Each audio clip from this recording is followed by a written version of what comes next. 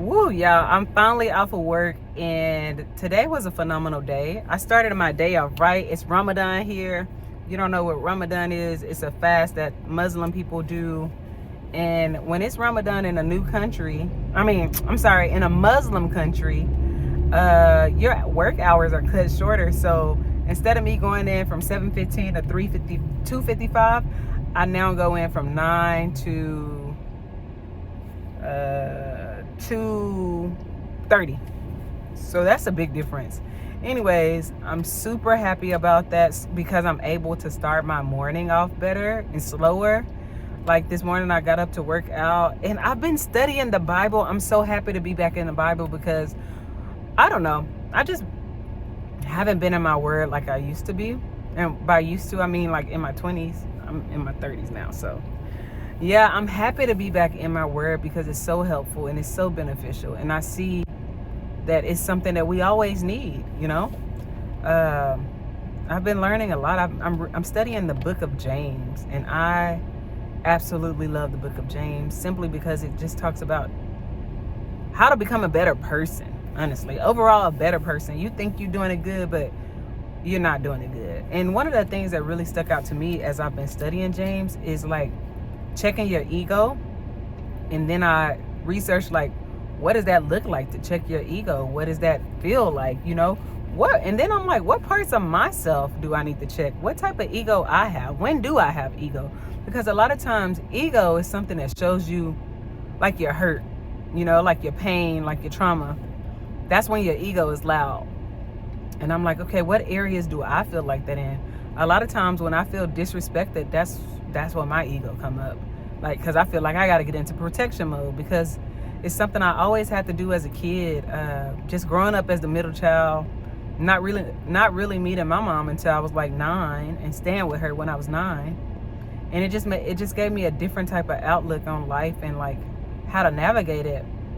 And I'm like, okay, that's something I need to work on. Like, that's something I need to heal because obviously it's something that still affects me to this day. So yeah, reading this has been really eye-opening, and it's just been helping me to dig into myself and see what parts of myself that I need to let go, to detach from, and just, you know, and whatever that is that I'm letting go, I'm asking God to fill me up with whatever He wants to be in me, you know, like not my will, but your will. That's what I keep saying, because a lot of times I'm praying my will. And now I'm like, you know, God, not my will, your will. What do you want from me? What do you want me to give you? What do you want me to give to the world? What do I need to do unto you, you know? And most times God wants the glory. It's not about us. And it's just nice to be humble and reminded of why we're here on this earth. Because a lot of times we look at our lives like, oh, I'm just here to do this. I'm just here as a teacher. No, you're not here as a teacher. Like, it's much more that God has for you and has placed on your life. But a lot of times we get stuck in our everyday life and we forget, like, wait, I really have a real purpose out here, like a super real purpose. And I feel like I've just been reconnecting with myself in that way because I found myself like attaching my value to different things that I really shouldn't be attaching my value to, you know, because sometimes I'm just super hard on myself. And I think, although I'm not a Muslim, but living in this country and seeing how disciplined they are in their faith and stuff like that, it's really making me go back to my own faith as a Christian and really take out time to study the Bible. And when you study the Bible, you should be becoming a better person. You should be, you know, trying to live like God. You can't be God, but I'm saying you should be trying to live like His way, you know?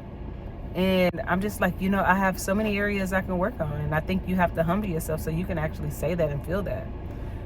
So, I don't know. I feel so happy about that. I feel blessed. I feel like, you know, I need to show more gratitude in my life. Like, I'm a black woman who lives in the Middle East, in this country I knew nothing about, to be honest.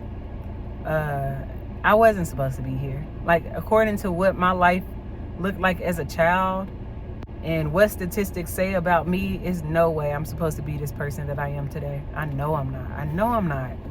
Like, according to statistics, I'm supposed to be a single mom, living in a certain area.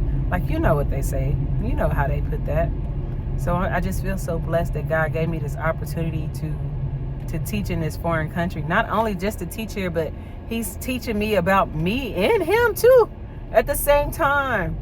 Like, I feel like this is beyond just living and working in a different country. It's much more to this story.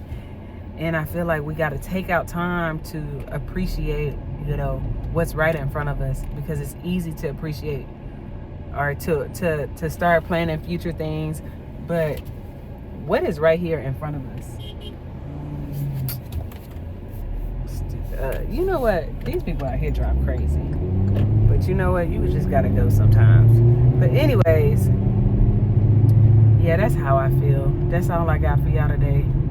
But yeah, living abroad is way more than living abroad. It's isolating. It's freeing. It's scary sometimes.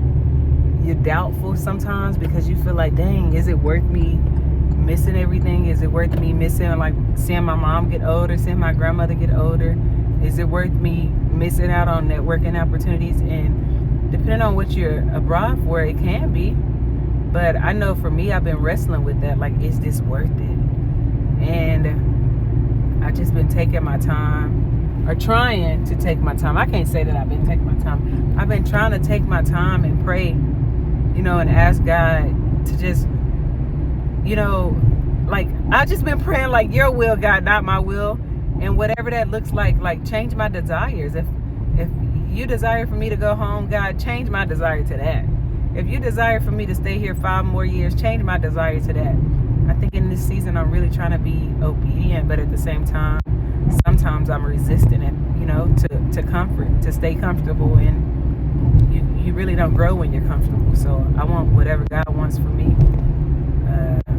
And of course, always seeking clarity on what that looks like. But yeah, I'm so appreciative of this opportunity, and I just feel like this is a very pivotal time in my life. You know how you feel like, dang, I feel like there's a huge shift in my life. That's what I feel like. Like, I feel like, I don't know, it feel like I'm supposed to be doing a little bit more than what I'm doing. And I'm like, what is that? What is that feeling of, I'm so uncomfortable with this. Like, I don't know. But anyways, y'all, I'll talk to y'all next time. This is all I got. This is a little rant today. But do y'all ever feel like any of these things? I just always wonder, do people feel like this, or is it just me? Am I the only overthinker? Am I the only one starting over with my spiritual life? Am I the only one that, yeah, am I? Tell me.